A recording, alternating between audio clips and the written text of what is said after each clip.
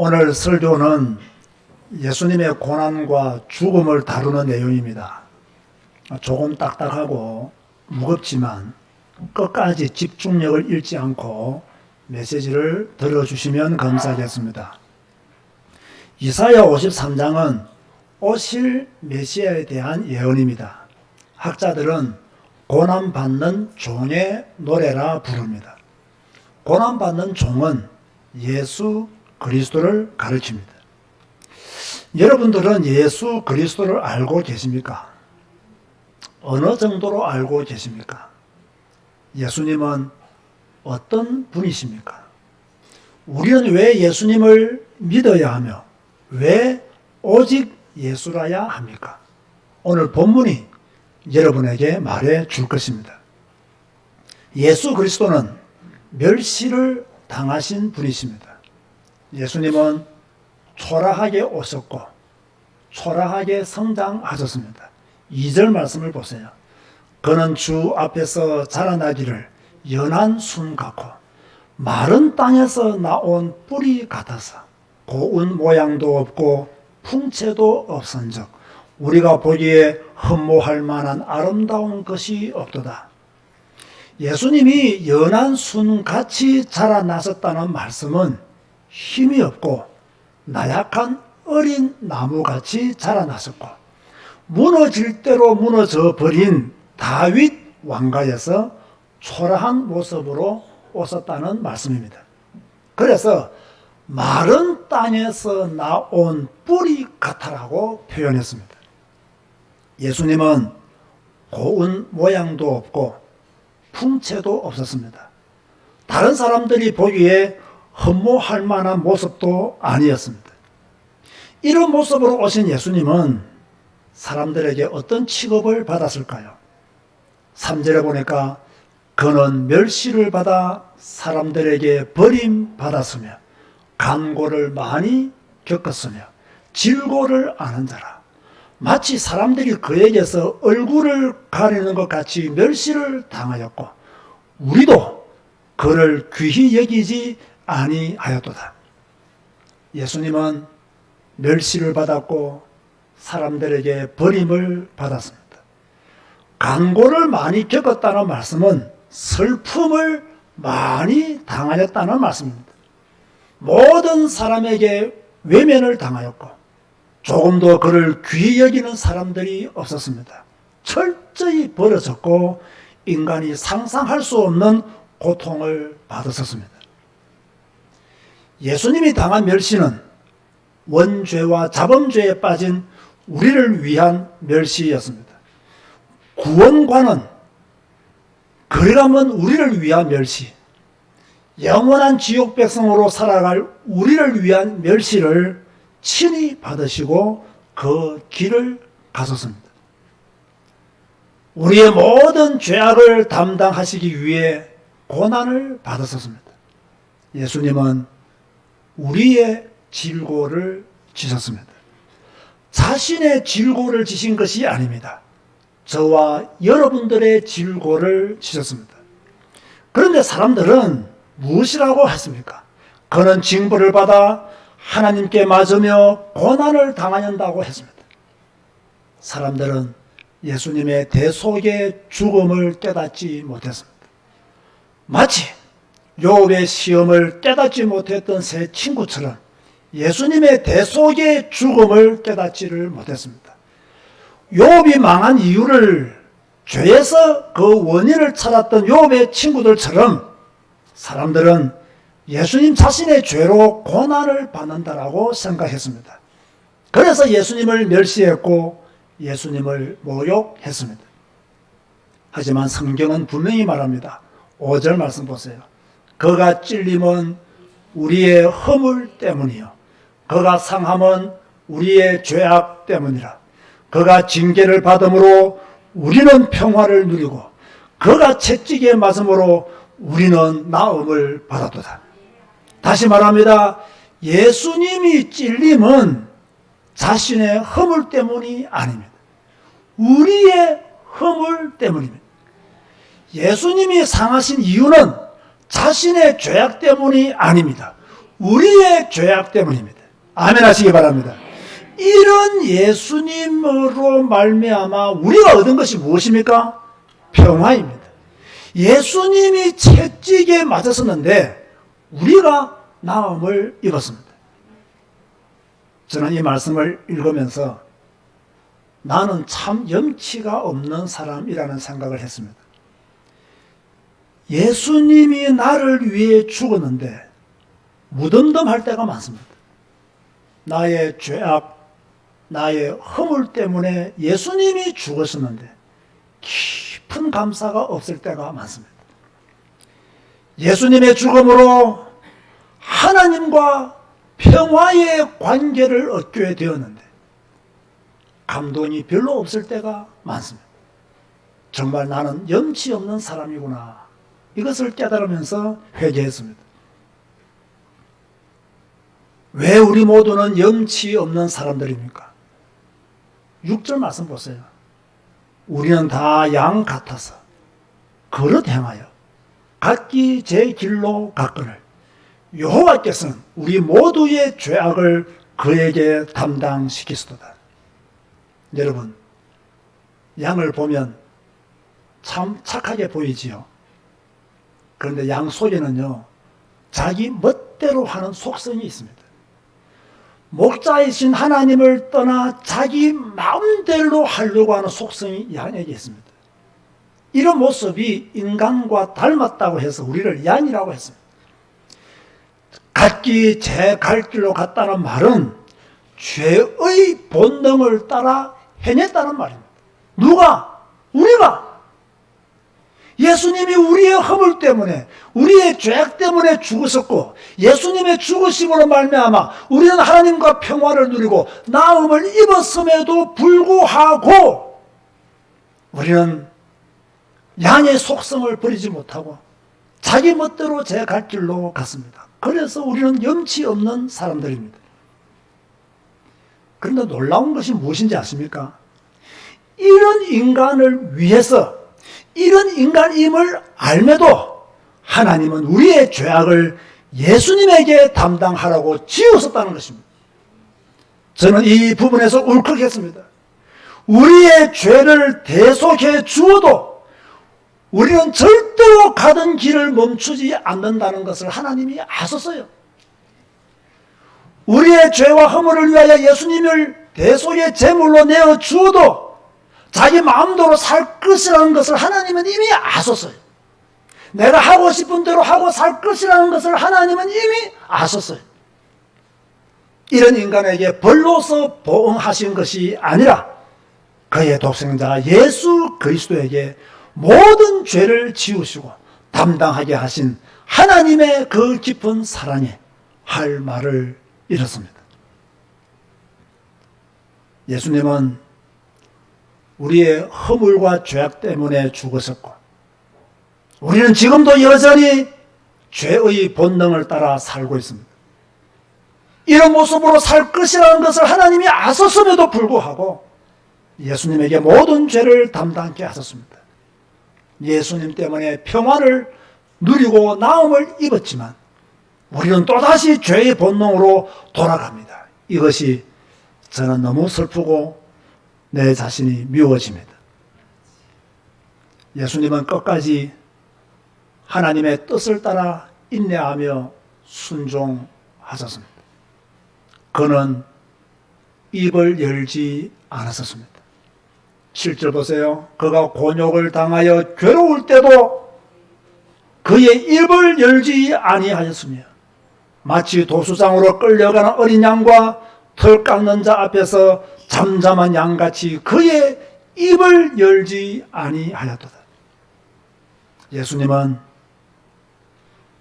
곤욕과 어마어마한 괴로움 속에서도 억울한 길을 가셨습니다.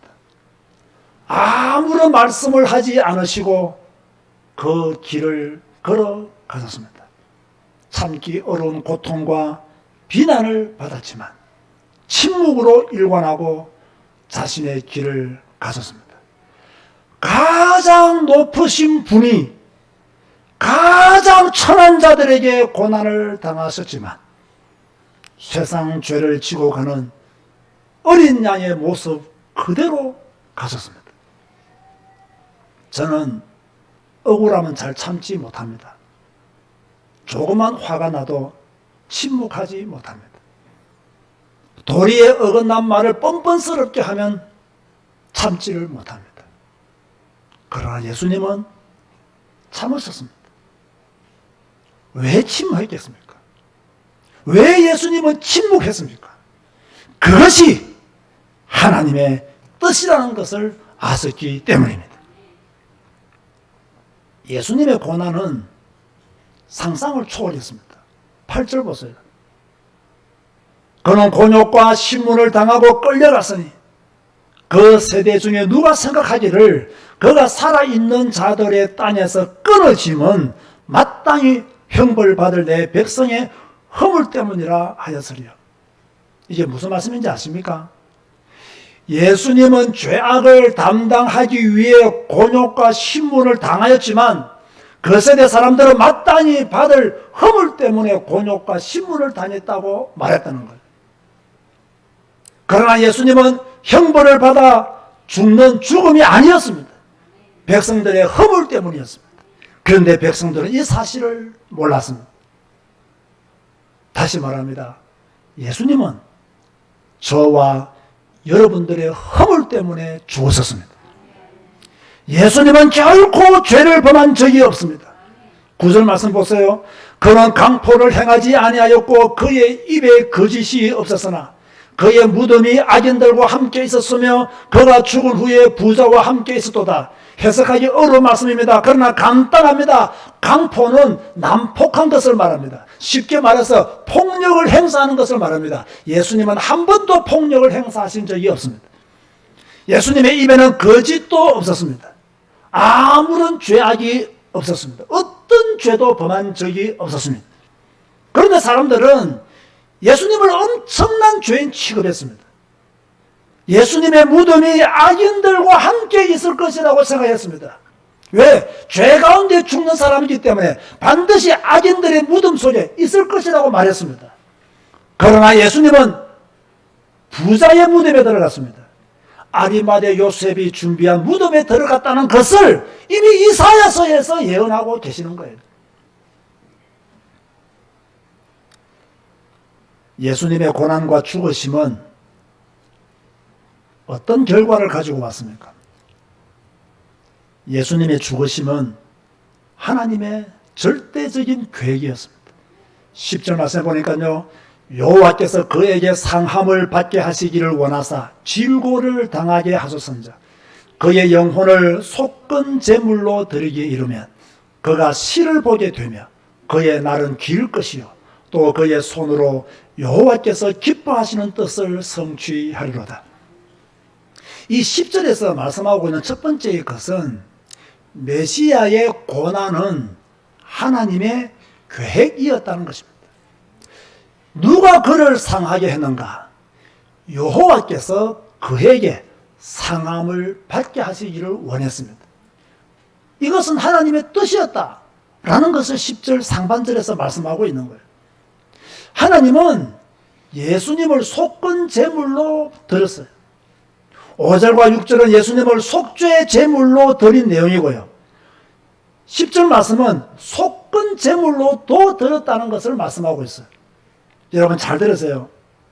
속죄제는 용서의 의미가 강하고 속건제는 배상의 의미가 강합니다.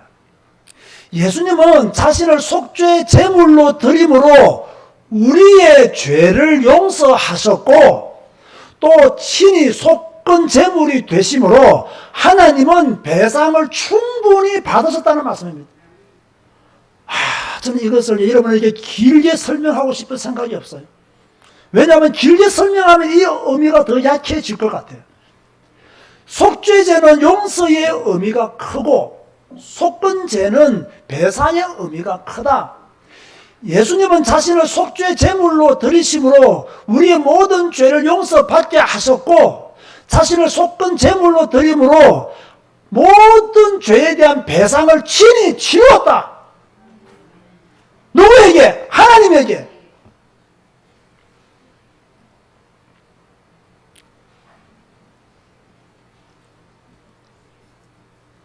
10절 중반절에 그가 시를 보게 되며 그의 날은 길 것이요. 이 말씀도 잘 이해하셔야 됩니다. 시를 보게 된다는 말씀은 예수님의 죽으심으로 구원받은 사람들을 얻게 된다는 말씀입니다. 그의 날이 길 것이요라는 말씀은 구원받은 사람들이 사망의 권세를 이기고 영생에 들어간다는 말씀입니다. 여러분 이해가 됩니까? 그렇다면 우리는 누구의 시입니까? 예수님의 시입니다. 그러므로 저와 여러분들은 예수님의 죽음으로 사기 난 시입니다. 아멘 하시기 바랍니다. 우리는 어디까지 가야 되느냐? 천국까지 가게 된다. 이 모든 것을 성취하신 분이 누구시냐? 예수님이시다. 그래서 10절 제일 뒤에 그의 손으로 여호와께서 기뻐하시는 뜻을 성취하리로다. 그렇게 말씀하고 있는 거예요. 놀라운 것은요, 11절 말씀입니다. 그가 자기 영혼에 수고한 것을 보고 만족하게 여길 것이라. 나의 어려운 종이 자기 지식으로 많은 사람을 어렵게 하며 또 그들의 죄악을 친히 담당하리로다. 무슨 말씀입니까? 예수님께서 죽으심으로 많은 사람이 구원을 받게 되었다는 말씀이죠. 하나님이 예수님의 죽음을 통해 주신 은혜입니다. 이 은혜를 예수님이 보고 자신이 죽은 것을 만족하게 여기셨다는 말씀입니다. 놀랍지 않습니까? 자신의 고난과 죽음이 헛되지 않았음에 대하여 예수님이 만족하셨다는 말씀입니다. 예수님은 하나님의 뜻을 정확하게 알았습니다. 자신이 죽어야만 많은 사람이 구원받는다는 것을 알았습니다. 이것을 알았기 때문에 자기 지식으로 많은 사람을 어렵게 하는 것을 택하신 거예요. 그래서 예수님은 십자가의 길로 가셨습니다. 예수님은 십자가의 죽으심으로 영광을 취했습니다. 12절에 그러므로 내가 그에게 존귀한 자와 함께 몫을 받게 하며 강한 자와 함께 탈취한 것을 나누게 하리니 이는 그가 자기 영혼을 버려 사망에 이르게 하며 범죄자 중 하나로 헤아림을 받았음이니라. 그러나 그가 많은 사람의 죄를 담당하며 범죄자를 위하여 기도하였느니라. 하나님은 십자가를 지신 예수님을 존귀하게 하셨습니다. 범죄자의 하나로 헤아림을 받은 예수님을 높이셨습니다. 지금 예수님은 무엇을 하고 계실까요? 우리를 위하여 기도하고 계십니다. 저와 여러분들을 위하여, 죄의 본능을 따라 사는 저와 여러분들을 위하여, 각기 제 갈 길로 가게 될 저와 여러분들을 위하여 또다시 예수님은 기도하고 계십니다. 저는 오늘 결론을 내리지 않으려고 합니다. 왜 결론을 내리지 않느냐? 여러분에게 숙제를 주기 위해서 결론을 내리지 않으려고 합니다. 오늘 설교는 하루에 몇 번씩이라도 들으세요. 제가 오늘 설교에 해석해서 여러분에게 전달해 줘야 될 것이 너무나 많기 때문에 그 내용들을 제가 설명하지 않았습니다. 왜? 여러분들이 이 설교를 반복해서 듣고 이 본문을 반복해서 읽음으로 스스로 깨달으라고, 스스로 하나님의 은혜 안으로 들어가라고, 스스로 이 복음의 진리, 이 복음의 능력, 이 복음의 가치와 절대성을 여러분들이 성경을 읽고 설교를 들음으로 스스로 복음으로, 아, 그리스도가 이런 분이 있었구나, 주님이 나를 위하여 이런 일을 행하셨구나, 그런데 나는 왜 이렇게 무덤덤한가, 나는 왜 이렇게 나의 갈 길을 따라 사는가. 여러분들이 회개하고 여러분들이 통회하고 여러분들이 하나님 앞에서 엎드려야 돼요. 이 복음이 나의 복음이 되도록 기도하고 엎드리는 시간이 있기를 여러분 자신이 만들기를 바라서 제가 오늘은 결론을 내리지 않으려고 합니다. 예수 그리스도는 어떤 분이신가? 이 분이 나와 무슨 관계가 있는가? 이 분이 나를 위해 행하신 모든 것을 나는 믿고 있는가? 그리고 이 분이 지금 내 안에 역사하고 계시는가? 이런 것들을 오늘 본문과 설교를 반복해서 읽고 들으므로 여러분 개인이 하느님 앞에서 꿇어 엎드리는 시간을 이번 한 주간 꼭 가지시기를 주님의 이름으로 권면드립니다.